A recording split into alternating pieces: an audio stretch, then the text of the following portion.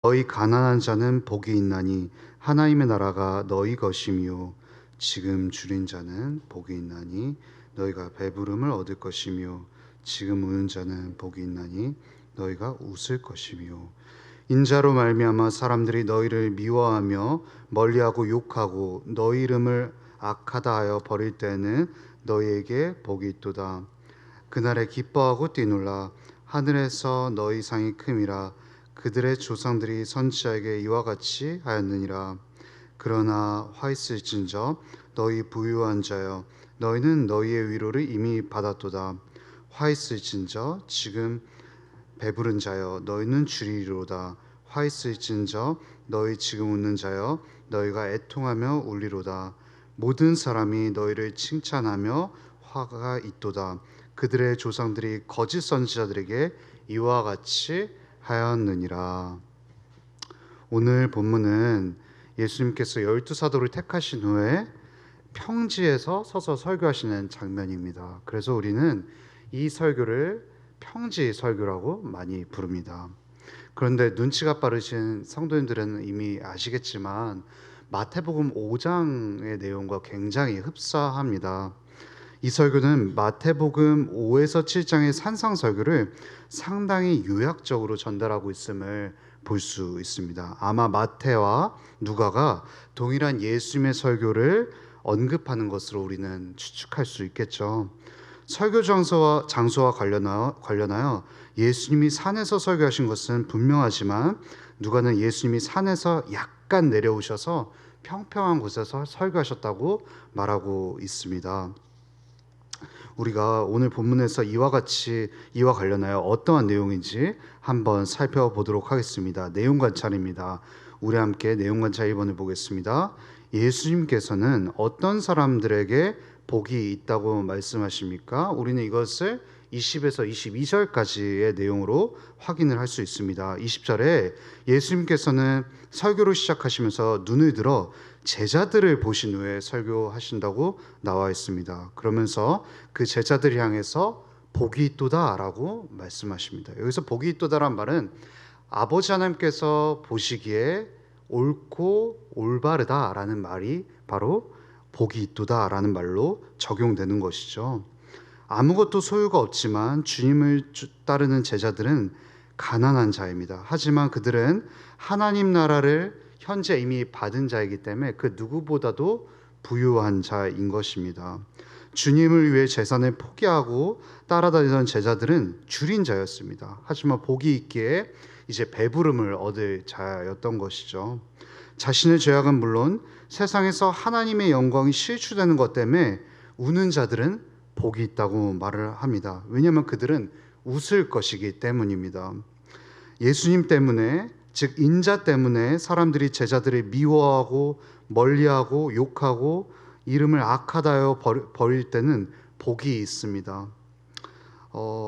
구약의 참 선지자들도 이러한 비슷한 상황 때문에 고난에 처한 것을 우리는 목격할 수 있는 것이죠. 내용 관찰 2번으로 넘어가도록 하겠습니다. 예수님께서 화 있으리라고 선포하신 사람들은 누구입니까? 이것은 24에서 26절에서 확인할 수 있습니다. 이 세상의 물질과 명예로 이미 위로를 받은 부유한 자에게는 화가 있다고 24절에 말하고 있죠. 세상적인 것으로 배부른 자에게는 화가 있는데 영적으로 줄일 것이라고 말하고 있습니다. 세상의 것으로 기뻐하며 웃는 자에게 화가 있어 울 것이라고 또 말씀하고 계시죠. 사람들에게 칭찬을 받는 자는 화가 있을 것이라고 말씀하십니다.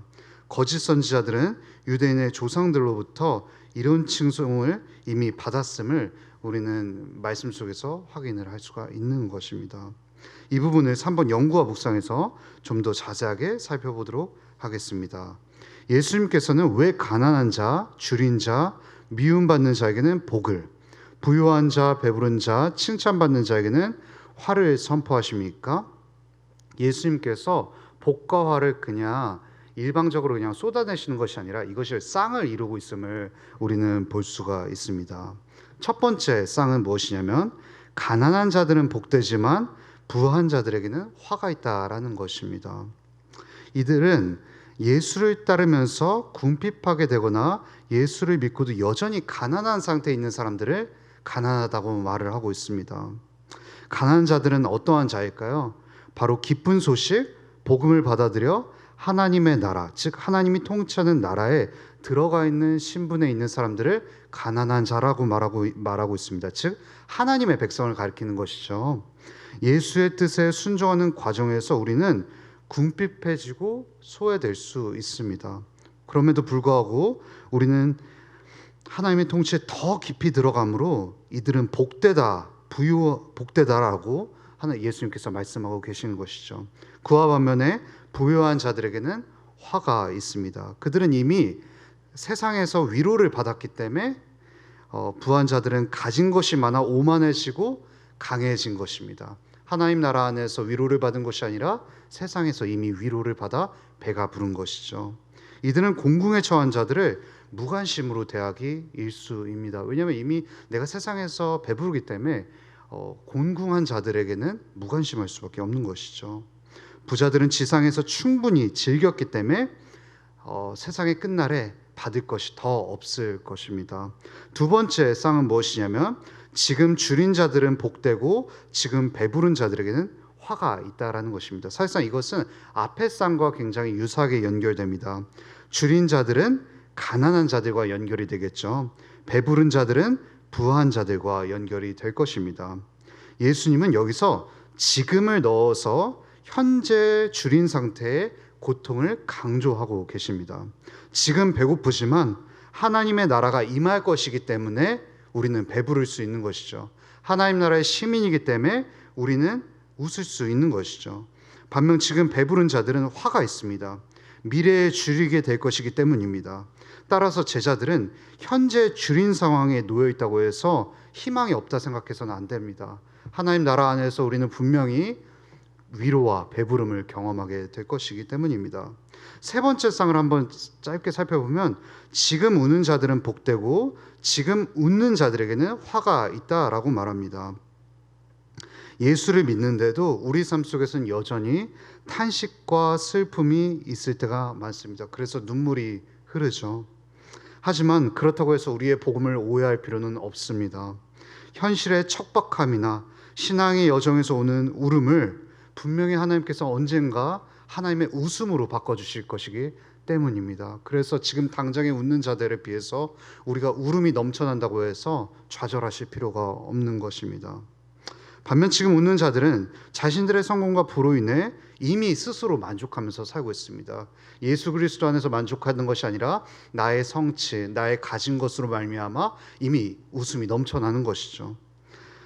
지금 웃는 자들은 미래에 애통하고 울게 될 것입니다. 궁극적으로 그들은 종말에 자신들의 소유와 하나님의 보상이 하나도 없다는 사실을 깨닫고 탄식할 것입니다.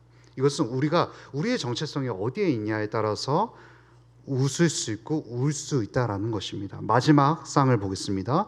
미움을 받는 자들은 복되고 칭찬을 받는 자들에게는 화가 있다라고 말하고 있습니다.